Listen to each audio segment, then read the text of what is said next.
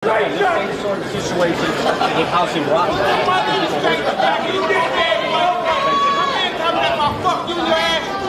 Now Mike Tyson is screaming curses out in the crowd. I don't even know if he's talking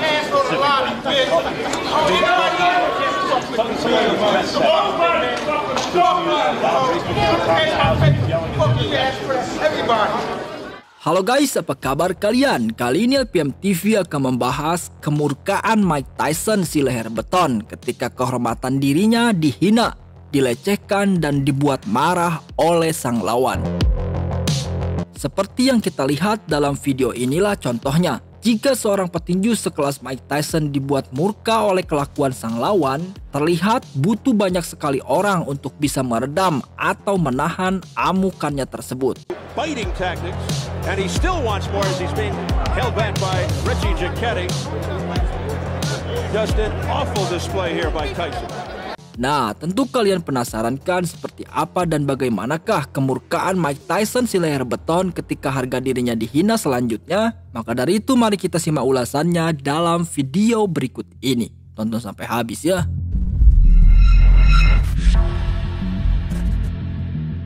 Yang pertama, yakni ketika sang mega bintang ditunjuk untuk menghadapi petinju lain bernama Lou Safares.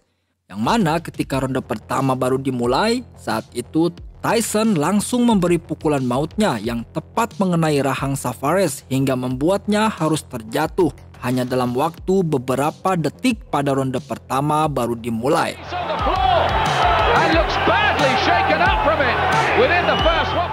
Namun ketika itu Safares masih sanggup untuk bangkit, akan tetapi dengan buas dan amarah yang sudah tidak terbendung lagi, Tyson pun langsung kembali memberinya pukulan bertubi-tubi.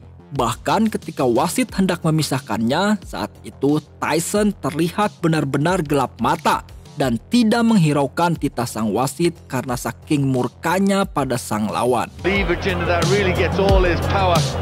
Shot on the top of the head, really just on the side, and it was a really good punch from Tyson. Really got everything into that, and he just.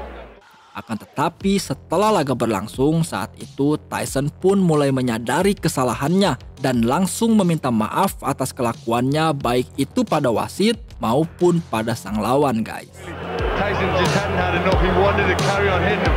I don't know whether it was the instruction. I just think he wanted. He really felt angry. He wanted to get in there, and he wanted to get that.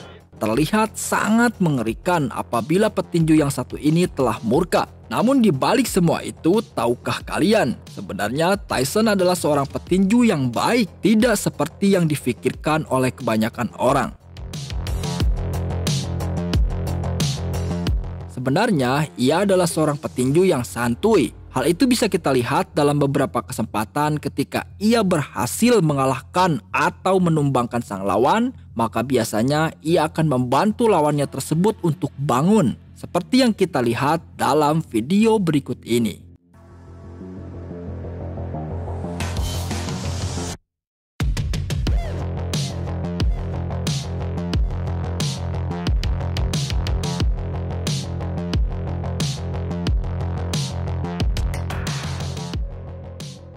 Akan tetapi di balik semua itu, jangan coba-coba membuat dirinya marah atau bahkan murka. Karena jika ia sudah marah, maka orang yang membuatnya marah tersebut tentu saja akan berada dalam kondisi yang tidak baik-baik saja.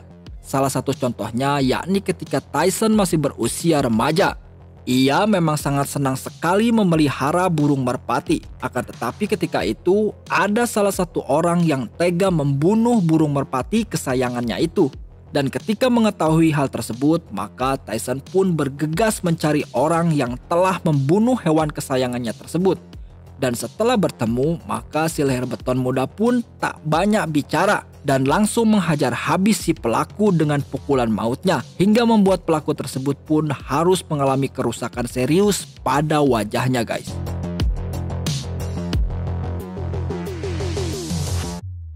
Selanjutnya, ketika Tyson mulai dikenal sebagai seorang petinju kelas berat tak terkalahkan, saat itu ia ditunjuk untuk melawan petinju kelas berat lain bernama Evander Holyfield. Di Di awal ronde, seperti biasa, kedua petarung saling melakukan jual beli pukulan sebagaimana biasanya. Namun ketika mulai memasuki ronde ke-6, saat itu Holyfield berulang-ulang selalu membenturkan kepalanya ke wajah Tyson untuk mengaburkan pandangannya. Namun menurut penilaian wasit, gerakan itu adalah sebuah gerakan yang tidak disengaja oleh Holyfield. Kemudian di ronde ke-7, Holyfield pun kembali melakukan hal yang sama pada Tyson dengan membenturkan kepalanya ke mata kiri Tyson hingga membuat si leher beton pun merasa kesakitan dan mengeluarkan darah segar dari matanya akibat terkena benturan tersebut. Memasuki ronde ke-11, saat itu Tyson terlihat sudah benar-benar hilang konsentrasi untuk bertarung. Mungkin karena perlakuan Holyfield yang terjadi di ronde-ronde sebelumnya yang membuat petinju sekelas Mike Tyson harus kehilangan konsentrasi. Hingga akhirnya di akhir ronde tersebut pertarungan pun terpaksa harus dihentikan karena sang wasit menilai saat itu Tyson terlihat sudah tidak fokus menghadapi serangan dari Holyfield.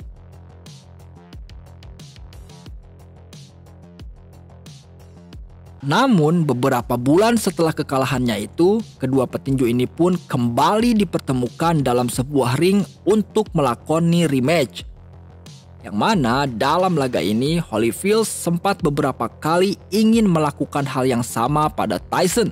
Dan saat itu Tyson pun sempat melakukan protes atas apa yang telah dilakukan oleh sang lawan. Akan tetapi ketika itu sang wasit malah mengabaikan aduan Tyson dan malah menilai bahwasannya itu adalah sebuah gerakan yang tak disengaja.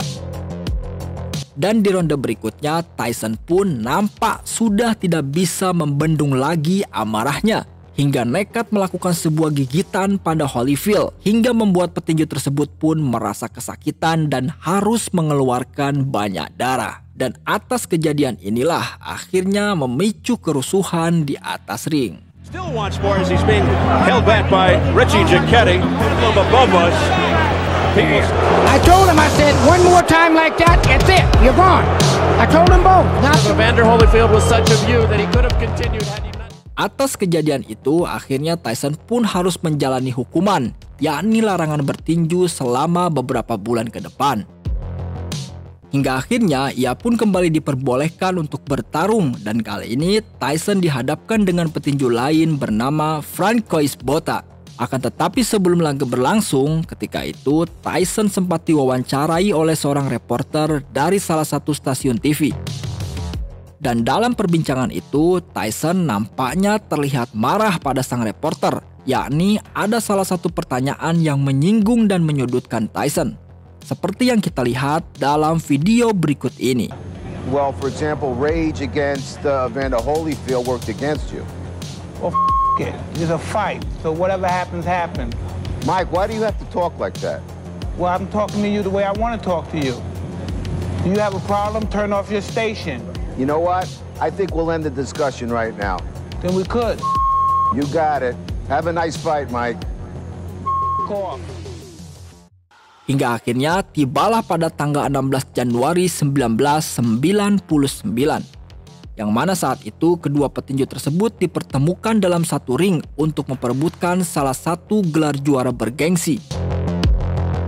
Dalam laga ini Tyson terus mengunci tangan kanan Botha dan terlihat sangat marah seolah ingin sekali mematahkan tangan dari sang lawan hingga terjadilah kerusuhan. Here we go again.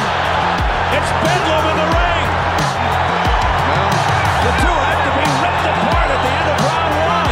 What an unbelievable start. Dan ketika semuanya sudah kembali normal, akhirnya pertempuran pun dilanjutkan. Dan kali ini Tyson berhasil menumbangkan Botha setelah memberinya pukulan maut yang tepat mengenai rahang sang lawan hingga membuatnya jatuh tak berdaya. Well, I picked him in 5 and in 5 he went out.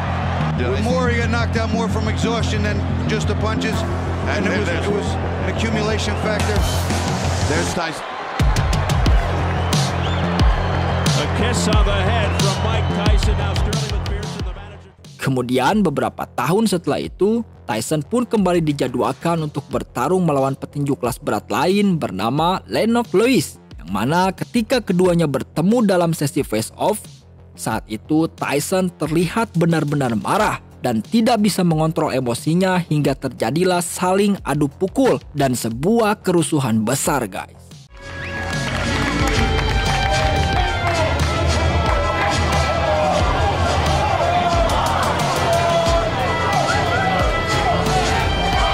Lewis certainly isn't that type of person. We saw the same sort of situation with House and Rock.